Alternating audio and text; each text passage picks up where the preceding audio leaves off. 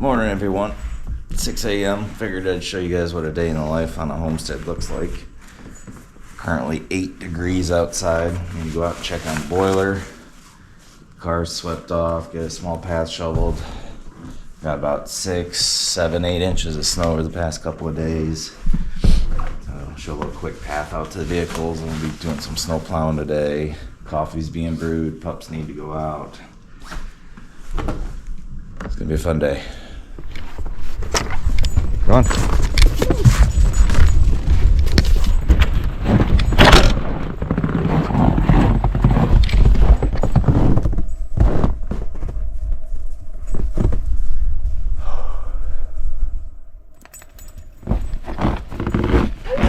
Yeah, it's chilly.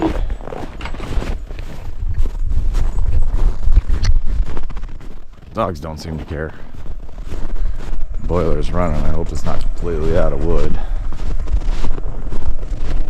When it's about 25 degrees and lower, boiler tends to go through more wood.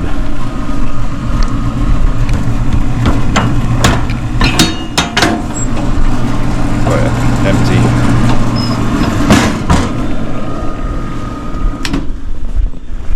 Fans off.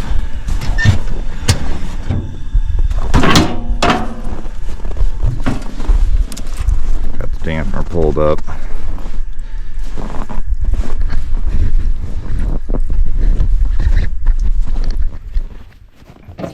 Gotta give it a quick rake, get them coals spread out.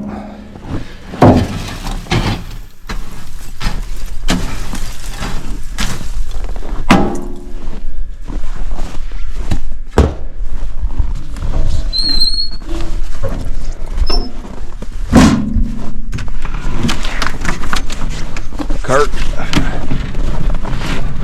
I just use a clamp on light with an extension cord run to the back of the boiler to help out when it's dark. Ooh, my eyes water when it's this cold.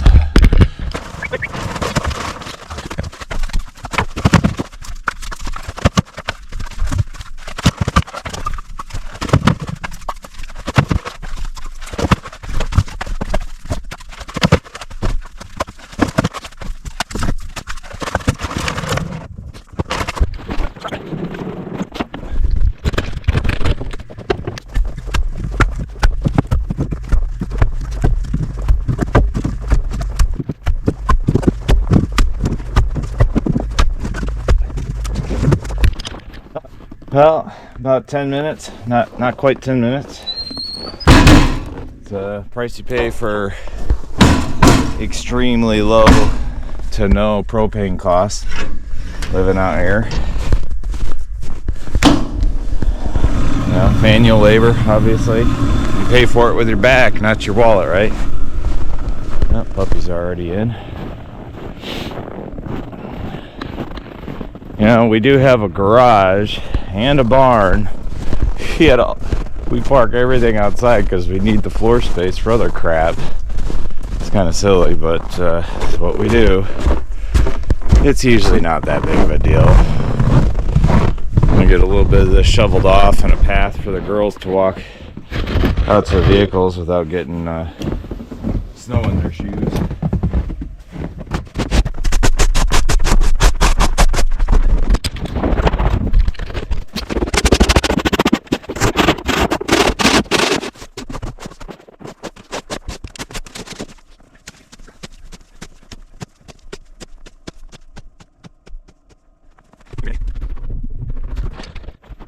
Those that are uninitiated to the ways of northern living, a push broom with a long handle is by far the best way to clean off vehicles.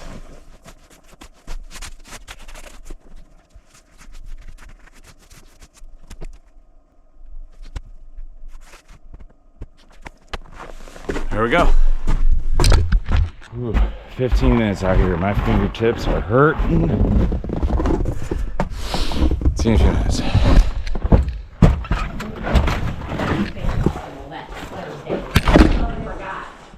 So we don't always have to get up this early and actually get to work.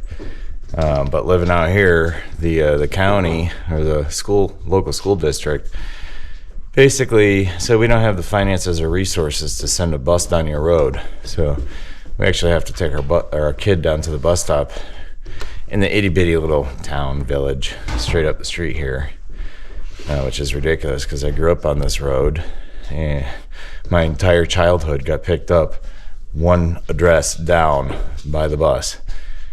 I don't get it. Anyway, we take advantage of that, and immediately after dropping the kid off at the bus, we go to the gym for an hour. That's what it looks like, 6:30 in the morning, rolling down our street. Empty, no traffic, lots of snow. According to our Jeep, it's 5 degrees, not 8 degrees outside. This is the main road we live on. Made a short recently about living near main roads and all that, but this is our little town here, and I think the population is considered, less than 1,000. It's pretty small, but it's not bad. All like-minded people for the most part. Bus usually shows up 6:36, which it is.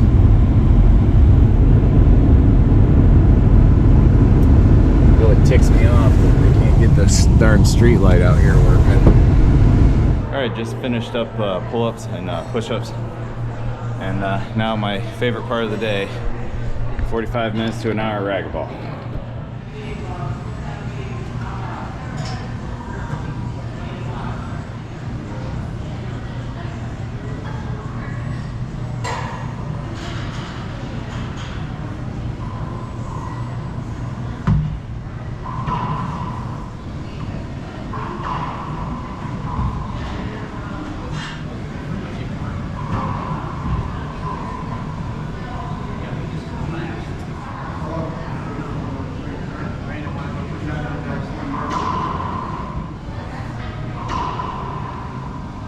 Alright, on our way home about 9:45, running a little bit behind. We normally have to make 1 or 2 stops, but today was the in-law's birthday, so we stopped and had breakfast after the gym. Say hi, Mrs. H. Still camera shy. And go home, get cleaned up, showered, all that good jazz. And then I got to get to plowing the driveways. Uncle's across the street, the other drive. Got to go help a buddy out and fire up his generator. Looks like I might be doing a quick aluminum repair job this afternoon, some TIG welding, so that's always cool. And I was kind of hoping to get out on a timber sled today. Not really sure if that's going to happen. And I got to patch a hole in the basement. Not really a hole, but one of the vents I found is leaking cold air from the garage into the basement, so it's not good. I got a little chunk of carpet over it right now, but picked up some foam board, 1-inch foam board, and I'm going to cut that piece out and stuff it in the vent itself. That's it for now. It's so pretty out here. Probably got about, I don't know, 12 inches, 14 inches of snow on the ground. Obviously these snowbanks are bigger. It's a cool part of our road, or one of the roads.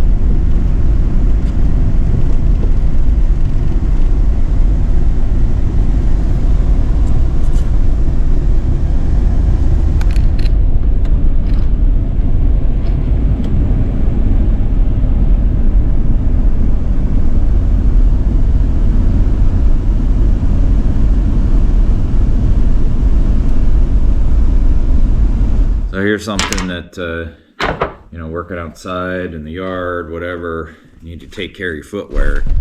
Even though I just waterproofed these boots not too long ago, they're still getting wet somehow or another. So honestly, these aren't top-end boots. These are mostly for working in the shop.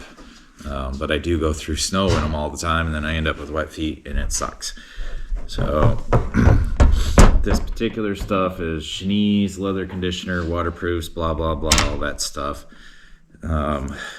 There's all sorts of stuff. You can use mink wax, mink oil. I use just an old toothbrush and get all the seams first, and then I go back with a rag and get the rest of the leather itself. And I mostly only worry about getting the lower, from about halfway down. I like taller boots, because I'm in the woods all the time and I don't like brush and crap dragging along my ankles. It's just another aspect of life around here. I wasn't planning on doing this necessarily, but I forgot that I set the boots on the dryer last night so that they could warm up so I could do this today. This video today was kind of a last minute thing just because doing the snow plowing and all the random chores I need to get done today. So I figured a good day to do it, kind of see what a day in the life is like. But this will take me, I don't know, 10 minutes or so, and it's time well spent, as long as my feet stay dry. Now my other boots that I usually wear in the winter time are Irish setters, and they're elk trackers, and I use those for hunting and hiking, and anytime I'm just going to be outside. I don't want to wear out the tread on the concrete of the barn floor, and those are really good boots. These ones are supposed to be good, but they're Caterpillar brand, I've been trying different work boots because I keep just thrashing my work boots.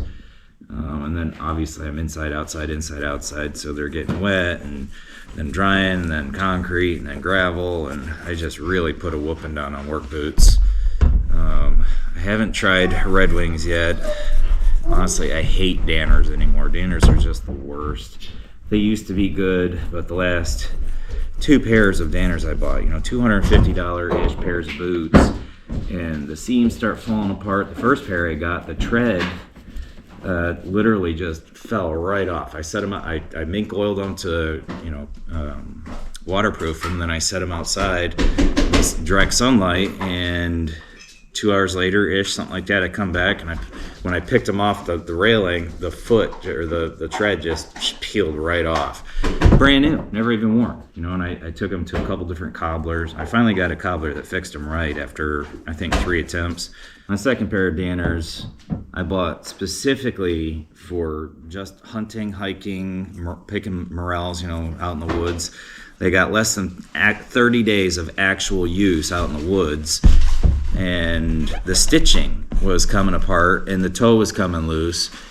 To me, $240 boots, that should never be an issue. And I took them back, and they swapped them out at the store for me, gave me the exact pair, and I loved them. And it was the only pair in the entire store that was tall, uninsulated, the 8-inch, uninsulated, aggressive tread, and waterproof. That was my criteria, and it was the only pair in the store out of all the brands they carried.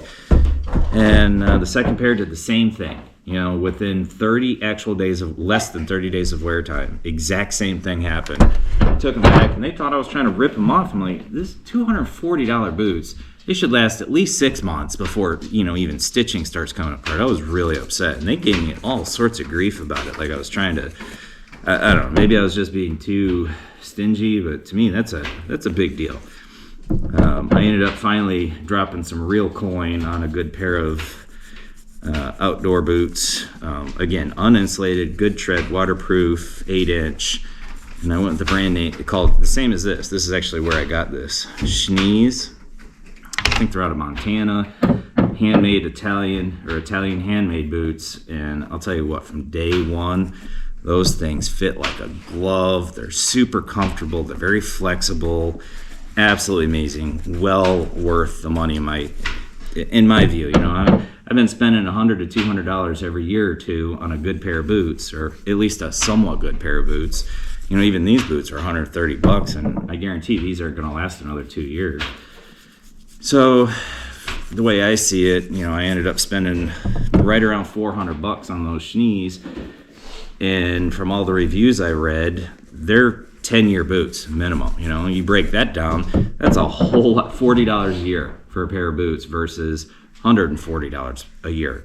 So the old saying, buy once, cry once. And there's also another saying, actually I learned this from Wrangler Star, so thanks Wrangler Star if you're watching, which I doubt it. Mr. Million, 1.4, 1.5 million subs or whatever you got now. You're doing awesome, by the way. Big inspiration. But anyway, he said the 2 things you spend your most time in, your boots and your bed, right? So if you're going to invest in something, boots in your bed. You know, we finally got a decent mattress, and I am not afraid anymore to spend some serious money on a pair of boots. He's always talking about, I think they're Nicks, which I haven't invested in a pair of those yet, which someday I probably will. But again, my problem is I'm on concrete a lot in the barn, and you know, I don't want to tear up a good pair of outdoor boots on concrete. You know, to me that's kind of silly. So we'll get these taken care of, and then I'm gonna be getting lunch here in a couple minutes, and then I gotta go get the tractor plugged in. That's actually why I'm doing this right now, so I can go get the tractor plugged in to warm up, or the block heater, and then after that I'll be getting the vehicles started up and warmed up, and while everything's warming up, I'll be brushing stuff off, try to get that that vent plugged up that I was talking about. So I'm gonna get this finished up and talk to you in a little bit.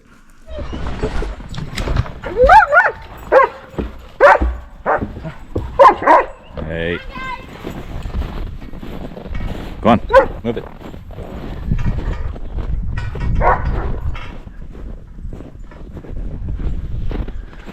Take a quick gander at the boiler. Gotta get the tractor plugged in, the plow truck started. Gotta do the what's that, a Chinese fire drill today with the vehicles. Okay, still good there, lights off.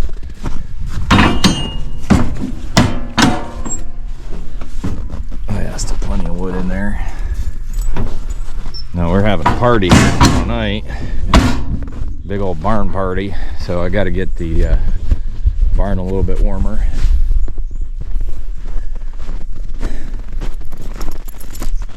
And that gobbles up some firewood, no doubt.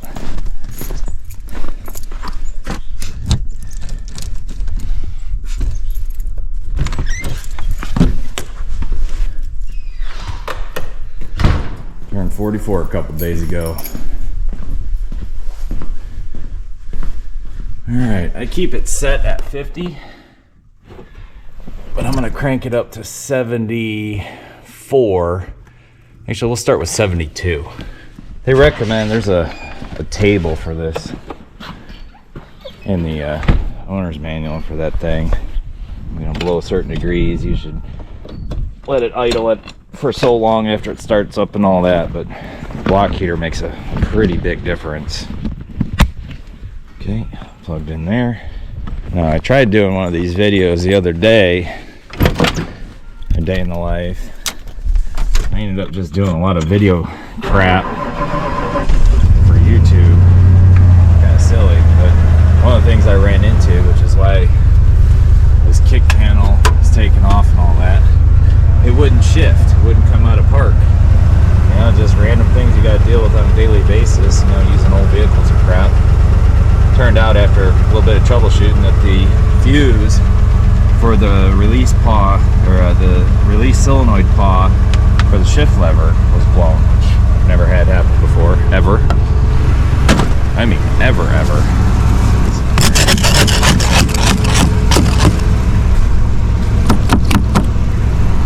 This truck has been absolutely fantastic for $1,500. 9-foot Western blade. I did have to do some work to the whole thing. I had to replace every U-joint on it. Engine's only got like 116,000. Well, I mean, the whole truck's got like 116. But the poor body, it's been a plow truck its whole life and seen a lot of salt. The whole body is rotting right off of it. I won't even attempt to open this door anymore because there's nothing left under there to hold this part of the cab to that part of the cab. So you open this and it like splits wide open. You can't get the door shut again. I had a strap under there for a while. It just broke the other day.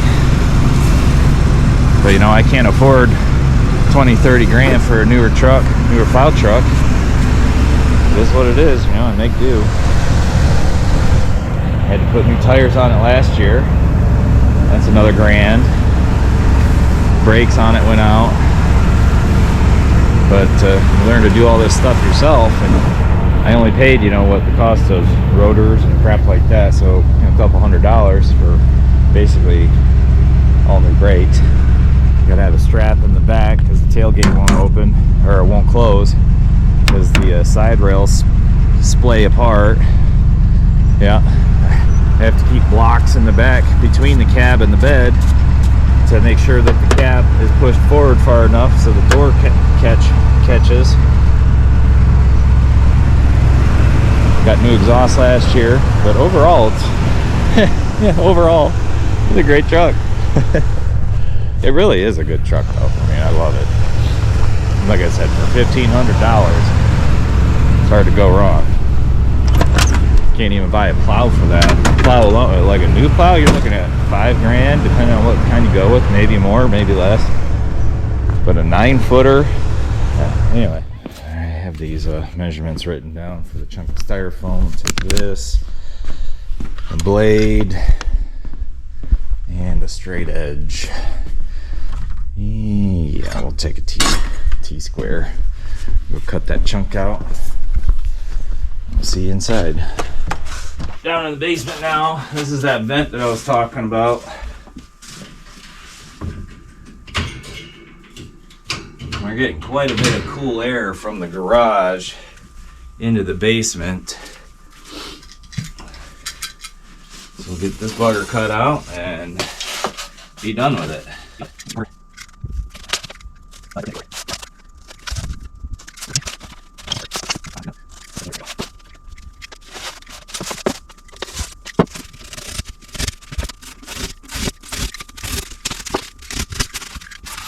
There we go.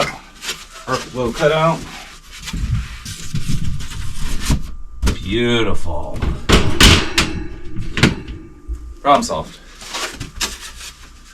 4.5 years I've been living here, never figured that out. Just happened to be rooting around in that corner the other day looking for something. I was like, damn, where's this cold air coming from? That was it. All right, now we're gonna go kick on my buddy's generator at an undisclosed location.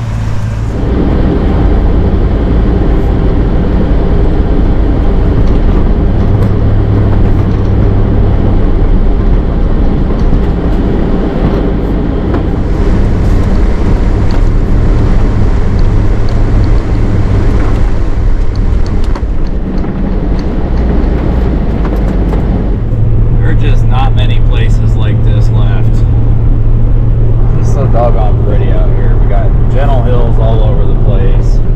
Personally, I love this stuff. I think it's gorgeous. I don't mind dealing with it. And I have property back here that butts up against state land. Thousands and thousands and thousands of acres of state land. And it's really just quite incredible. About 10 years ago, a pipeline come through here and they opened up this side of the road a little bit. You can see they cut the trees back, but way up there it's still what we call tall trees. And in the summertime the entire road is overlapped with the canopy of the trees, and it's absolutely gorgeous. And then come fall time, it's all, you know, the oranges and yellows and reds. It's absolutely amazing.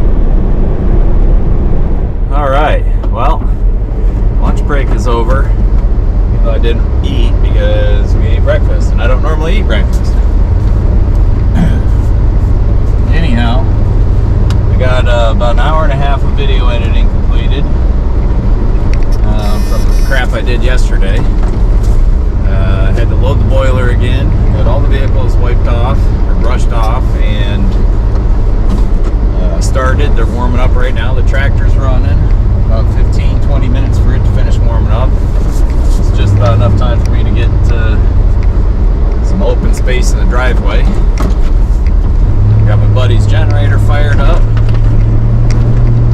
and we're off to the races. And I got a text from a buddy of mine who wants me to do some aluminum weld repair on another snowmobile trailer. Ooh, look at that snow. So that's the day so far. The next hour and a half probably will be plowing.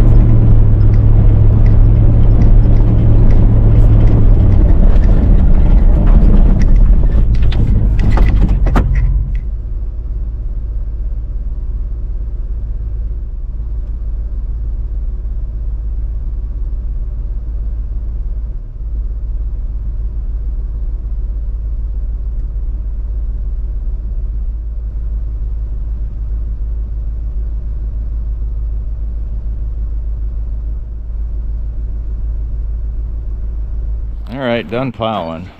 Camera shut off on me because it got too hot, it said. Anyhow, my buddy's supposed to be here in a few to do that trailer repair, so I'm going to try to get a little bit of this path cleaned up with the tractor while I got a few minutes.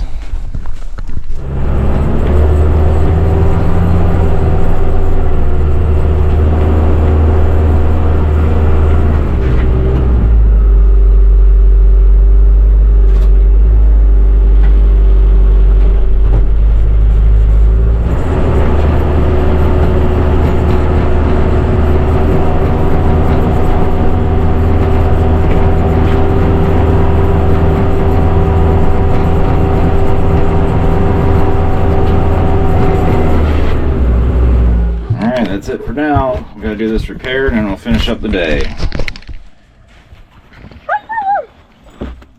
Silly dog. Alright, so here we are, about 7 p.m. Just finished up that welding job. There was a bar bracket on the back of a trailer, aluminum snowmobile trailer. Bar bracket for, you know, holding ramps, broken off, so I welded that back up. It's all donezo. That barn is gobbling up the firewood right now, so this is the third time now today that I gotta load the boiler,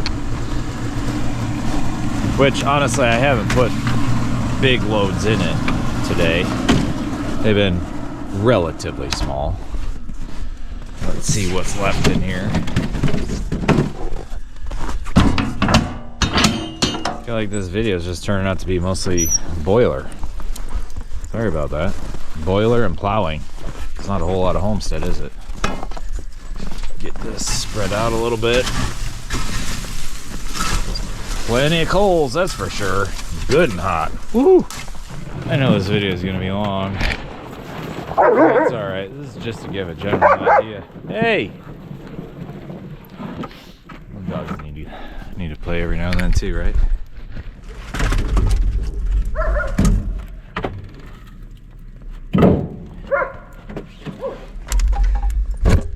Alright. I know it's hard to see.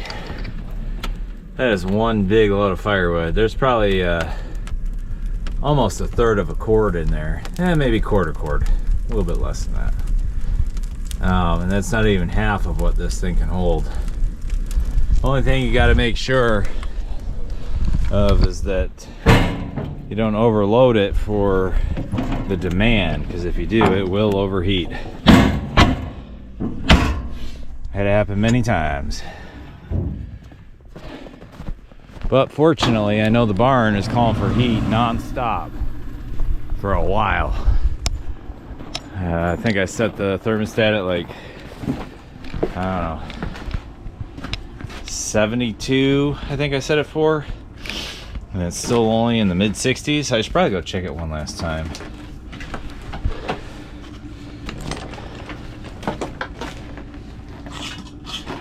Pumping 118 degrees into the floor. Maybe it's set for 73 and it's only at 58 and a half. Yeah, we're probably good up. I'll bump it up just a smidge. Let's say 74. Yeah, 74. It is warming up quick in here though. I'm gonna look at the big thermostat. A little easier to see. What did I say, 58 on that other one? That's pretty close. 60 overall. About what I'm expecting. 10 more degrees in the next day. When you got this much concrete to heat up, because it is in floor, it does take that long. You know, sometimes you can do it in 8 to 10 hours depending on the outside temperature, but right now it's only like 15 degrees outside. Now we did start a fire in the house. That does offset the consumption. Man, it looks like a train up there.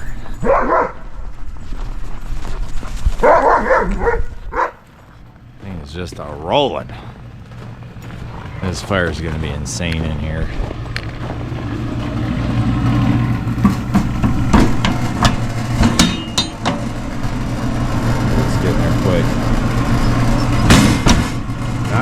take long. I'm still at 172.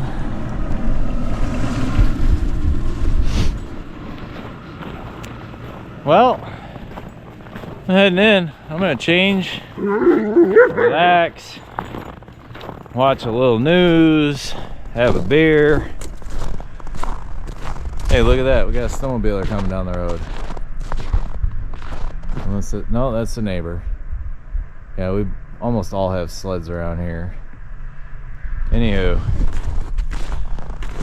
another long day at the homestead. I hope you don't let this deter you of thinking about moving to this lifestyle. You know, you think about it this way. Everything I did today was for us. You know, I'm not doing it for an employer. I mean, I did help out a buddy, you know, and sure. And I'm sure at some point he'll return the favor. You know, I'd rather have favors in my pocket than some employer telling me I'm gonna get a raise or a potential promotion. I'd take this any day. This is so much more reliable. And other than the boiler right now, if I quit talking for a second or two, you can't hear anything. It's just us.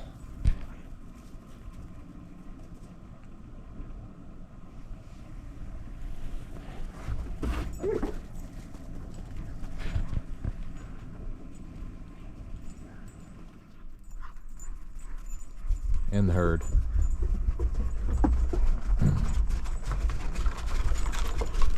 Shades aren't drawn because we don't have to. Who's looking in our windows? Nobody. I don't know. Maybe the neighbor. I'll tell you what, in the summertime, you can't, yeah, you can kind of see the neighbor's lights in the distance there. In the summertime, you can't see any of that house next door. None.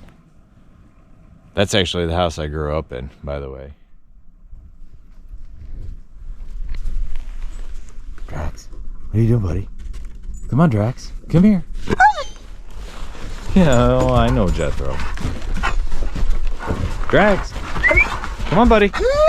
Drax. Oh, puppies. Hey, stop the whining crap. All right. Hey, everybody. Thanks for sticking it out. I appreciate it. This is a fairly typical day, you know? It's what we do. And honestly, I really enjoy it. So, y'all have a great one. We'll catch you on the next one. And, you know, happy homesteading.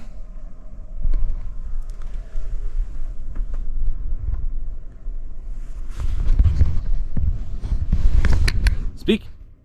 Speak. Speak. Good boy. So annoying sometimes.